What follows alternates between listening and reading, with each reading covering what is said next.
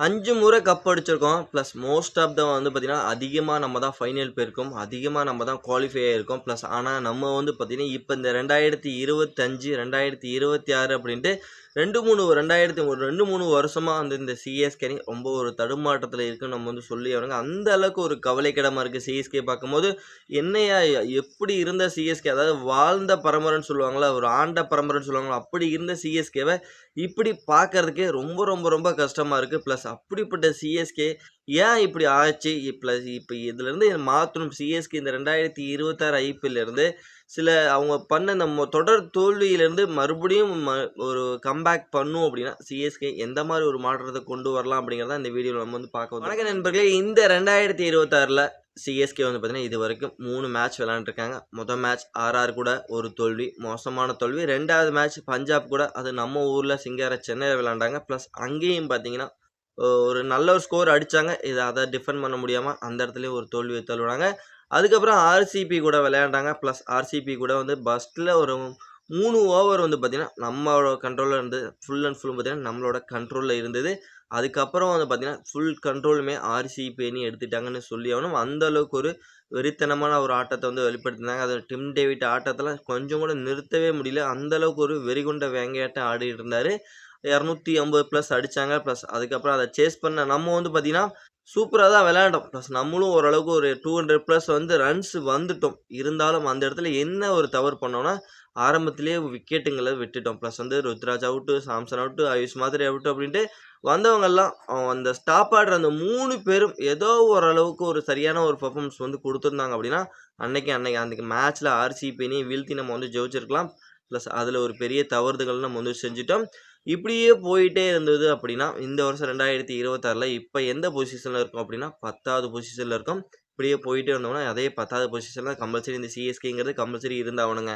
இப்ப நம்மளோட சிஎஸ்கே டீம்ல ஒரு பிளேயிங் இன்னும் அடுத்த மேட்ச்க்கு இன்னும் ரொம்ப ரொம்ப நாள் இருக்கு. பிளஸ் அந்த மேட்ச்க்கு வந்து பார்த்தீங்கன்னா, நம்மளோட பிளேயிங் 11ஸ்ல ஒரு மாற்றத்த கம்பல்சரி கொண்டு வந்தே ஆகணுங்க. சஞ்சு சாம்சன் மேல நெறைய நம்பிக்கை வச்சுட்டோம். பிளஸ் வந்து 3 மேட்ச் விளையாட வச்சுட்டோம். அவர் ஒரு கான்ஃபிடென்ட் இருக்கும். அவர டிராப் பண்ணுங்க. ஒண்ணுமே தப்பு கிடையாது. அவரு விளையாடல. அவர உட்கார வைங்க. ஒண்ணுமே தப்பு கிடையாது. அவர உட்கார வச்சுட்டு அவருக்கு பதிலா உள்ள ஒரு யங் பிளேயர இறக்குங்க. ஃபார்ம்ல இருக்க பிளேயர் இறக்குங்க. வேர்ல்டு கப்ல நல்லா பண்ண பிளேயர் தான் சஞ்சு சாம்சன். தப்பே கிடையாது. இந்தியாவுக்காக நல்ல ஒரு பெருமைய வாங்கி குடுத்தாரு. அது ஒண்ணும் குறை சொல்ல முடியாது. ஆனா இப்ப இருக்க சூழ்நிலையில அவர் ஃபார்ம்ல இருக்காரா? ஃபார்ம் அவுட்ல இருக்காராங்கிறதா ஒரு பெரிய கேள்வி. பிளஸ் ஃபார்ம் அவுட்னா எவ்வளோ பெரிய பிளேயரா இருந்தாலும் நீங்க வந்து பெஞ்ச்ல உட்கார வைக்கிறது தான். பிளஸ் அந்த டீமுக்கு நல்லதுன்னு நம்ம வந்து சொல்லி ஆகணுங்க. ஃபர்ஸ்ட் ஆஃப் ஆல் வந்து பார்த்தீங்கன்னா, சஞ்சு சாம்சன் நீங்க சரியா விளையாடல அப்படின்னா, சஞ்சு சாம்சன நீங்க உட்கார வச்சுட்டு, பிளஸ் அவருக்கு பதிலா உர்வில் பட்டேல் அப்படிங்கிற ஒரு விக்கெட் கீப்பர் இருக்காரு. அவர நீங்க உள்ள கொண்டு வந்தீங்கன்னா, சிஎஸ்கே டீமுக்கு நல்ல ஒரு பெனிஃபிட்ங்கிறது காத்துக்கிட்டு இருக்கு. அதுக்கப்புறம் வந்து பார்த்தீங்கன்னா, பிளேயிங் 11ஸ்ல இன்னொருத்தர் யார தூக்கலாம் அப்படின்னு வந்து பார்த்தீங்கன்னா, என்ன பொறுத்தவரைக்கும் கார்த்திக் சர்மா. கார்த்திக் சர்மாவ நீங்க வந்து அவ்வளோ பணம் குடுத்து வாங்கியிருக்கீங்க. பிளஸ் வந்து உடனே அவர இறக்கி விட்டதுக்கப்புறம் பார்த்தீங்கன்னா, ஒரு மேட்சும் அவர் வந்து நிரூபிக்கணும். பிளஸ் எனக்கு எனக்கு என்ன வந்து இவ்வளோ பணம் குடுத்து எடுத்திருக்காங்க. பிளஸ் அந்த இடத்துல நான் இந்த டீமுக்காக என்ன நிரூபிக்கணும். பிளஸ் அடிச்சாட போயி, அந்த இடத்துல அவர் விக்கெட் வந்து லூஸ் பண்றாரு. பிளஸ் அவருக்கு இன்னும் கொஞ்சம் அந்த பதட்டம், பயம் எல்லாம் போயிட்டு, பிளஸ் வந்து ஒரு பாதியாப்புல ஒரு இறக்கி விடலாம். பிளஸ் அவருக்குன்ட்டு சொல்லியா அனுப்பலாம். தம்பி பொறுமையா விளையாடு. ஒரு ஒரு 10 பால், 15 பால் வந்து பார்த்தீங்கன்னா, 6 அடிக்க ட்ரை பண்ணாம நெறைய பவுண்டரி கிளியர் பண்ணு. அதுக்கப்புறம் கொஞ்சம் செட்டில் ஆனதுக்கப்புறம் 6 அடிக்க அப்ப ட்ரை பண்ணலாம் அப்படின்ட்டு, கார்த்திக் சர்மாவுக்கு அந்த ஒரு பயத்த போக்குனாங்க அப்படின்னா, கார்த்திக் சர்மாவால நல்லா பண்ண முடியும். அதனால கார்த்திக் சர்மாவ வெளியில எடுத்துட்டு, அவருக்கு பதிலா டெவால் பிரேவ்ஸ அடுத்த மேட்ச்ல நல்லா வந்து இன்ஜுரியிலேருந்து கொஞ்சம் நல்லா ஆயிட்டாருன்னா, அவர உள்ள கொண்டுட்டு வரலாம். நல்ல என்னோட என்னோட ஒப்பீனியன சொல்றேன் ஃபிரெண்ட்ஸ். அதுக்கப்புறம் வந்து பார்த்தீங்கன்னா, பவுலிங்ல மெயினா நம்ம டீம் சிஎஸ்கே இந்த 2026ல பவுலிங்ல தான் சொதப்பிட்டு இருக்காங்க. 100 ஆகும்போது இதுவரைக்கும் பார்த்தீங்கன்னா, சரியா பெர்ஃபார்மன்ஸ்ங்க பண்ணல. லாஸ்ட் இயர் நல்ல ஒரு பெர்ஃபார்மன்ஸ்ங்கிறது குடுத்திருந்தாரு நம்ம டீம பொறுத்தவரைக்கும். ஆனா இந்த வருஷம் அவர்ட்டருந்து ஒரு சரியான பெர்ஃபார்மன்ஸ் வரல. அவருக்கு பதிலா நீங்க வந்து அகில் கொஷின உள்ள கொண்டு வரலாங்க. வெஸ்ட் இண்டீஸ் ஸ்பின்னர் வந்து அகில் கொஷின். அவரு நியூ பால்ல பயங்கரமா பவுல் பண்ணுவாரு. நியூ பால்ல விக்கெட் எடுக்கிற எபிலிட்டி செம்மையா வச்சிருக்காரு.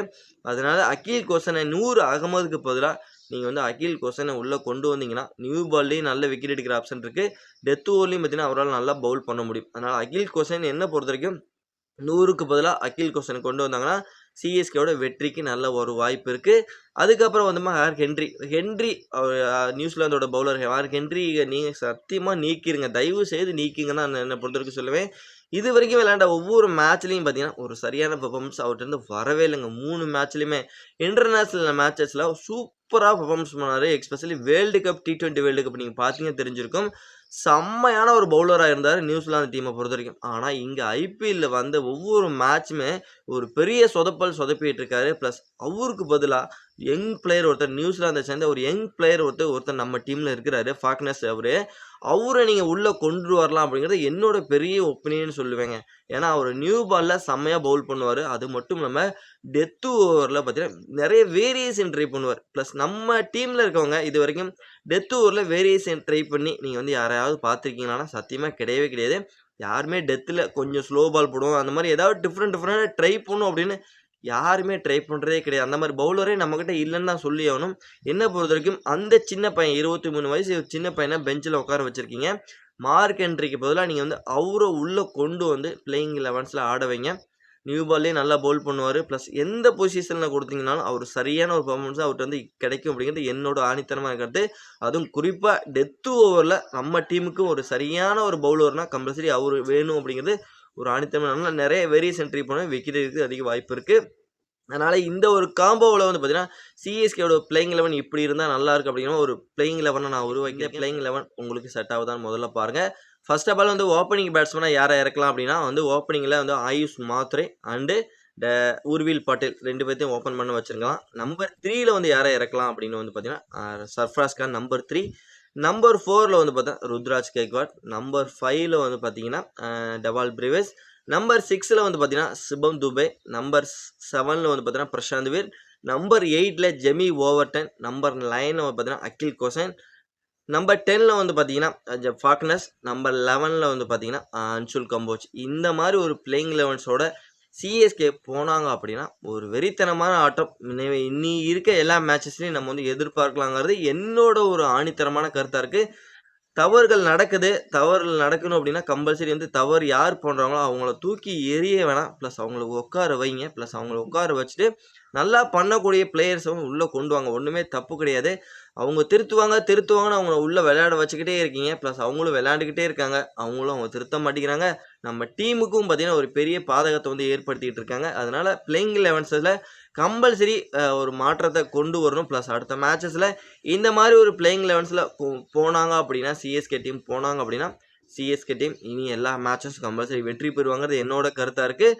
ப்ளஸ் சிஎஸ்கே டீம் வந்து பவுலிங்கில் தான் வீக்காக இருக்காங்க. பவுலிங்கில் கொஞ்சம் இம்ப்ரூவ் பண்ணணும்னா இந்த மாதிரி சில சேஞ்சஸை நம்ம வந்து பண்ணி தான் ஆகணும். அப்படி பண்ணினா மட்டும்தான் இந்த சிஎஸ்கே 2026ல் இனி இருக்கக்கூடிய மேட்சஸை கம்பல்சரி ஜெயிப்பாங்கிற என்னோட கருத்தாக. ஃப்ரெண்ட்ஸ், இந்த வருஷம் 2026ல் சிஎஸ்கே இனி தொடர் தோல்வியிலிருந்து தவிர்க்க இந்த மாதிரி பிளேயிங் 11ஸை நான் சொல்லியிருக்கேன். ப்ளஸ் நீங்கள் உங்களோட கருத்தை வந்து பதிவு பண்ணிடுங்க. அடுத்தடுத்த மேட்சஸில் சிஎஸ்கே இந்த மாதிரி ஒரு பிளேயிங் 11ஸில் வரலாமா, இல்லை உங்களோட ஒப்பீனியன் என்னவா இருக்குது அப்படிங்கிறத மறக்காமல் நம்மளோட கமெண்ட் செக்ஷனில் பதிவு பண்ணிட்டு இந்த வீடியோ உங்களுக்கு எந்த அளவுக்கு பிடிச்சிருக்குங்கிறத லைக் பண்ணி ஷேர் பண்ணி உங்கள் சப்போர்ட்டையும் ஆதரவையும் கொடுத்தீங்கன்னா ரொம்ப யூஸ்ஃபுல்லாக இருக்கும் நண்பர்களே.